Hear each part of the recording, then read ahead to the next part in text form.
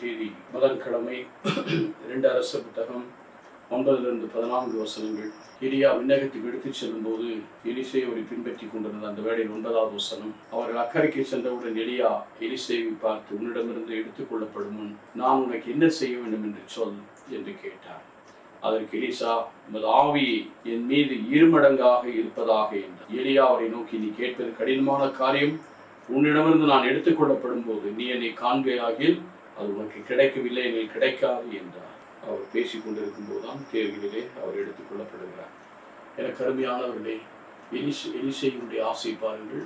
பணம் கேட்கவில்லை, பொருள் கேட்கவில்லை. எப்படி சாலமோனை போல 1 அரசர் 3வது அதிகாரத்தில் ஞானத்தையோ இந்த உலக செல்வாக்குகள் எதிரில் மீது அதிகாரத்தையோ பட வலிமையோ கேட்காமல் ஞானத்தை கேட்டது போல இவர், உம்மிடம் இருக்கிற ஆவி என்னிடம் கொடு என்று சொன்னார். ஆனால் கடினமானது. ஆனால் என்னோடு நான் பிரியும் போது என்னோடு இருந்தால் கிடைக்கும் என்று அவர் பிரியும் போது அவர் கரையில் நின்றார். அந்த போர்வை எடுத்துக்கொண்டு அந்த யோர்தானை அடித்து, இதோ எலியாவின் தேவன் எங்கே என்று சொல்லி அந்த கடலை 2ஆக பிரித்தார். எனக்கு அருமையானவர்களை, கேட்கிற எவனும் பெறுகிறான்.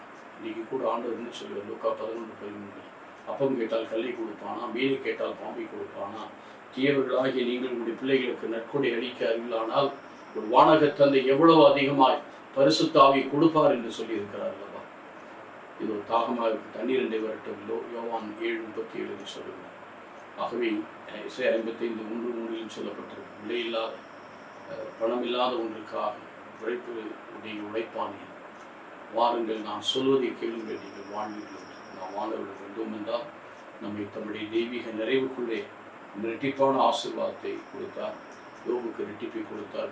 ஏனென்றால் நண்பர்களுக்காக செபித்தார், இரட்டிப்பான ஆசீர்வாதத்தை கொடுத்தார். இதே போல நமக்கும் 2 மடங்கு ஆசீர்வாதத்தை இறைவன் எல்லாவற்றிலும் வாரி வழங்க நம்மை ஒப்புக் கொடுப்போமா?